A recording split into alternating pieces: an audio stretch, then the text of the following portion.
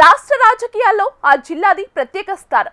కాంగ్రెస్ పార్టీకి కంచుకోటగా పేరొందిన ఆ జిల్లా ఎందరో ఉద్దండులకు రాజకీయ భవిష్యత్తునిచ్చింది. అక్కడి నుంచి మంత్రులు, ఎంపీలు, రాష్ట్ర స్థాయి కీలక నేతలు ఇలా అందరూ ఉన్న పార్టీకి మాత్రం సొంత ఇల్లు కరువైంది. 20 ఏళ్లు గడుస్తున్నా, ప్రభుత్వాలు మారుతున్నా జిల్లా కాంగ్రెస్ కార్యాలయం నిర్మాణం మాత్రం పూర్తి కావడం లేదు. అసలు ఆ భవనానికి మోక్షం కలగకపోవడం వెనుకున్న కారణం ఏంటి?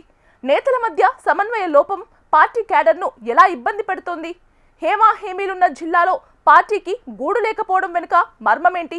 What's this story? తెలంగాణలో కాంగ్రెస్ పార్టీ ప్రస్తావన గురించి చెప్పాల్సి వస్తే అందులో నల్గొండ జిల్లాకు ప్రత్యేక పేజీ ఉంటుంది. తొలుత కమ్యూనిస్టులకు అడ్డాగా ఉన్న నల్గొండ ఖిల్లా తర్వాత కాంగ్రెస్ కు కంచుకోటగా మారింది. ఎన్నోసార్లు కాంగ్రెస్ అధికారంలోకి రావడానికి దోహదం చేసింది. ఇక్కడి నుంచి రాష్ట్ర రాజకీయాలను శాసించిన ముఖ్య నేతలకు లెక్కేలేదు. పార్టీలో జగడాలు, నేతల మధ్య ఆధిపత్య పోరుకు కొదవ ఉండదు. ఇలా చెప్పుకోవడానికి నల్గొండలో కాంగ్రెస్కు బోల్డంత ఘన చరిత్ర ఉన్న నేతల దూకుడు పార్టీ కార్యాలయ నిర్మాణంలో మాత్రం కనిపించటం లేదు. జిల్లాలో కాంగ్రెస్ పార్టీకి ఇప్పటివరకు సొంత గూడు లేకపోవటం గమనార్హం. 2004లో నల్గొండ పట్టణంలోని ప్రకాశం బజార్లో డీసీసీ ఆఫీస్ నిర్మాణానికి అంకురార్పణ జరిగింది. అప్పటి సీనియర్ నేతలు ఉప్పునూతల పురుషోత్తం రెడ్డి, జానారెడ్డి, ఉత్తమ్ కుమార్ రెడ్డి, కోమటిరెడ్డి వెంకటరెడ్డి వంటి హేమీల సమక్షంలో మాజీ మంత్రి కన్నా లక్ష్మీనారాయణ ఈ భవనానికి పునాది వేశారు. కానీ ఆ పునాది రాయి వేసి 2 దశాబ్దాలు దాటినా నేటికి ఆ భవనం పైకప్పు పూర్తి కాలేదు. అభివృద్ధి మంత్రం పఠించే నేతలు తమ పార్టీ ఇంటిని నిర్మించుకోవటంలో ఎందుకు విఫలమవుతున్నారు అనేది కార్యకర్తలకు అర్థం కాని ప్రశ్నగా మిగిలిపోయింది. ప్రస్తుతం ఉన్న డీసీసీ ఆఫీస్ స్థలం పరిస్థితి దారుణంగా మారింది.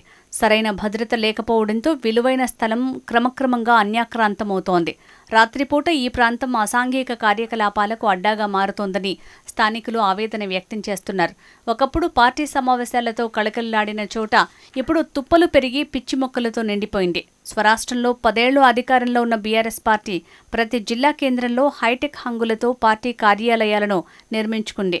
కోట్ల రూపాయలు వెచ్చించి ఎమ్మెల్యే క్యాంప్ ఆఫీసులను సిద్ధం చేసుకుంది. కానీ రాష్ట్ర రాజకీయాలను శాసించే నాయకులు ఉన్న నల్గొండ కాంగ్రెస్లో మాత్రం అడుగు ముందుకు పడలేదు.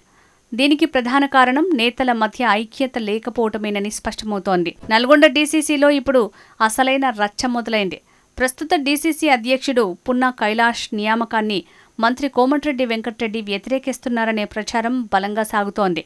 ఈ విభేదాల కారణంగానే పున్నా కైలాష్ మంత్రి క్యాంప్ ఆఫీస్ వైపు వెళ్లటం లేదని సమాచారం. జిల్లా కాంగ్రెస్ ఇప్పుడు 2 వర్గాలుగా విడిపోయింది. మంత్రి కోమటిరెడ్డి కావాలనే డీసీసీ కార్యాలయ నిర్మాణాన్ని అడ్డుకుంటున్నారనే ఆరోపణలు కూడా వినిపిస్తున్నాయి. మంత్రి తలుచుకుంటే పార్టీ కార్యాలయాన్ని నిర్మించడం పెద్ద పనేం కాదనేది కార్యకర్తల్లో నడుస్తున్న చర్చ. కానీ మంత్రి ఎందుకు డీసీసీ ఆఫీస్ నిర్మాణానికి పూనుకోవటం లేదనేది $1 మిలియన్ ప్రశ్నగా మిగిలింది. ఉమ్మడి నల్గొండ జిల్లాలో 12 నియోజకవర్గాలకు గాను 11 ఎమ్మెల్యే స్థానాలను 2 ఎంపీలను కాంగ్రెస్ గెలుచుకుంది. రాష్ట్ర కేబినెట్లో 2 కీలక మంత్రులు కోమటిరెడ్డి, ఉత్తమ్ కుమార్ రెడ్డి ఇక్కడి నుంచే ప్రాతినిధ్యం వహిస్తున్నారు. జానారెడ్డి వంటి సీనియర్ మోస్ట్ నేత ఉన్న పార్టీ కార్యక్రమాలు నిర్వహించాలంటే నేటికీ ప్రైవేట్ ఫంక్షన్ హాల్లే శరణ్యమవుతోంది. ఇది పార్టీ కార్యకర్తలకు తీరని అవమానంగా మారుతోంది. రాష్ట్రాన్ని ఏలే మంత్రులు ఉన్నారు కానీ మా పార్టీ శ్రేణులకు కూర్చునేందుకు ఒక్క గది లేదు. జిల్లాలో పార్టీ గెలిచినా మా గోడు వినేవారెవరు అంటూ కార్యకర్తలు నిట్టూరుస్తున్నారట. అధికారంలో ఉన్నా ప్రతిపక్షంలో ఉన్నా నల్గొండ కాంగ్రెస్ నేతలు రాష్ట్ర రాజకీయాల్లో చక్రం తిప్పుతారు. కానీ సొంత పార్టీ ఆఫీస్ విషయంలో మాత్రం ఒక అవగాహనకు రాకపోవటం విచారకరం.